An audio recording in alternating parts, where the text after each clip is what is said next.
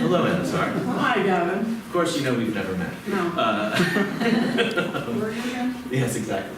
So I think the first thing I'd like to ask you to talk about is, where did you start from? What was the original idea, concept? How did you come to want to do this type of puppet show, and also tying in with when did you come to wanting to do something about active shooter training?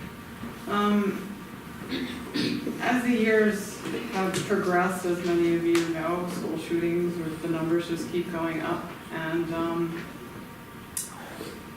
it was right after Sandy Hook that I started thinking, what kind of drills are they having in schools? How are they preparing these children? And so I started talking to people that I knew who are teachers and started asking questions. How do you prepare a small child for something like this? We have fire drills, you know, we had stranger danger when I was growing up, but for this particularly, and there wasn't really much. All of the different people that I spoke to said either we don't tell them because we don't want to scare them, or you know, we just lock them down and hope that they stay quiet, and that didn't seem right. How do you prepare someone for something that is dangerous? And I mean, the more you know, the better you are, just like talking to strangers and fire drills. So I thought about puppetry being the perfect medium for that. And how do you see in your main idea of this, so you have the show that is, you know, active shooter training, what was your plan or idea for implement this further? Reaching out to schools, giving schools school packets, starting to prepare the children beforehand, arriving at the school, doing the show, and having kind of how you're making your own superhero workshop with the children, so that it's just it's a really interactive process. And as you were working on this project and coming up with the plot and script, did you have any other influences or research or other people you worked out to and kind of coming up with basically how the show is going to address these topics and the proper way to, or a good way to bring this information to students who will, it's kind of you collaborated with or researched with? I had a whole team, teachers, social workers, psychologists, my advisors, the list is endless. It's a large professional team to make sure that I was doing this the correct way.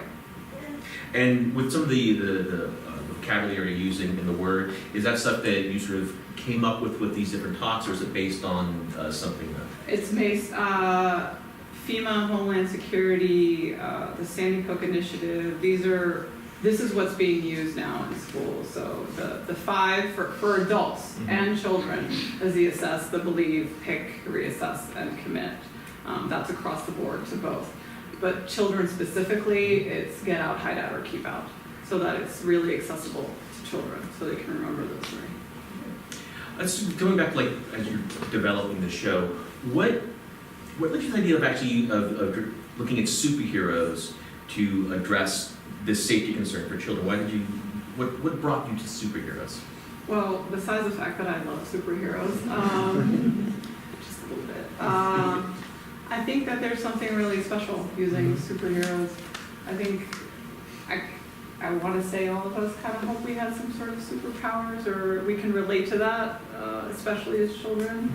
And just really pulling from your own strength. I mean, we do, and you know, relearning to use your senses, you know, or remembering that you have all these things that you can use, like eyesight, all those basic things that kids can use.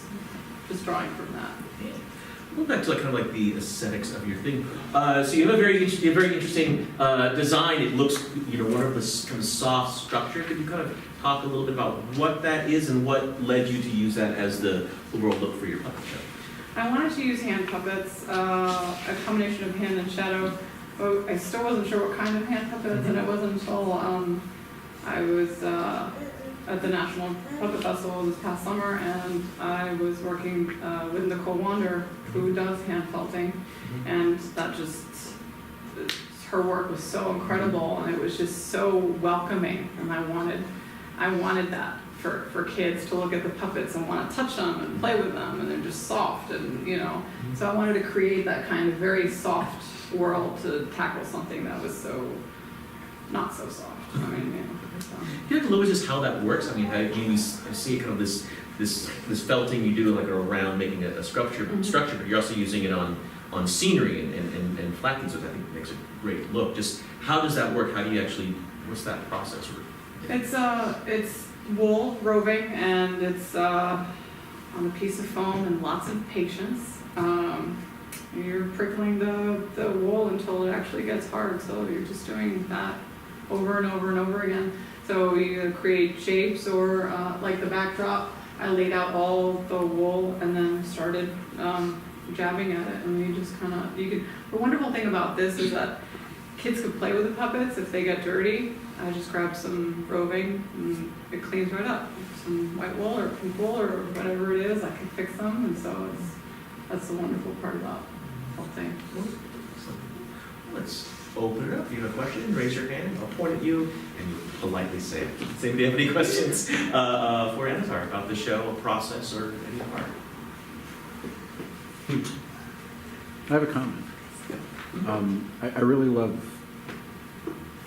how you presented this without, the villain and that active shooter scene was kind of off stage. It was very much implied and not presented in an explicit manner that might be scary for kids. And I think that was really brilliant.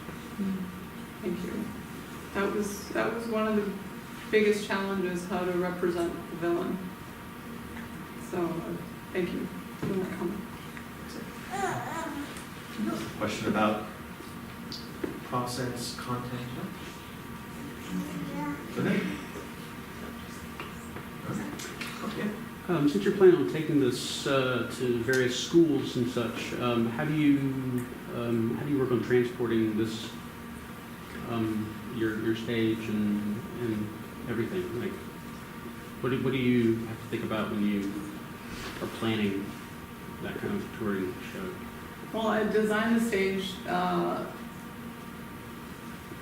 after measuring my car, so it actually folds down to nothing, so I can pack it up and put it in my car. When it's all said and done, it actually is a pretty small show. So I'm hoping that it just doesn't get any bigger, so I can put all of this in my car and keeping it.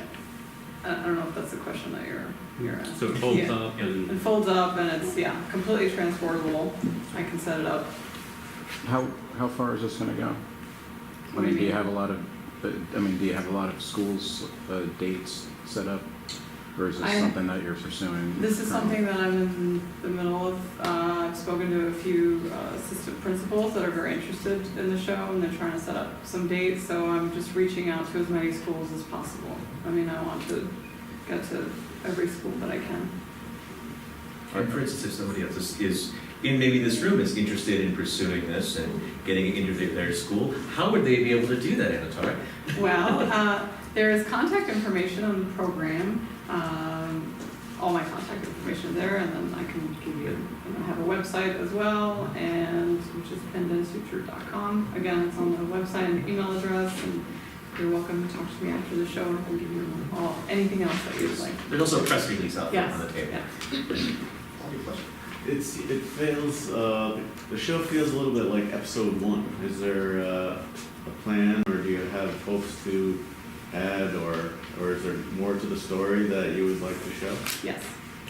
There are more elements to the story that I would like to show in the future.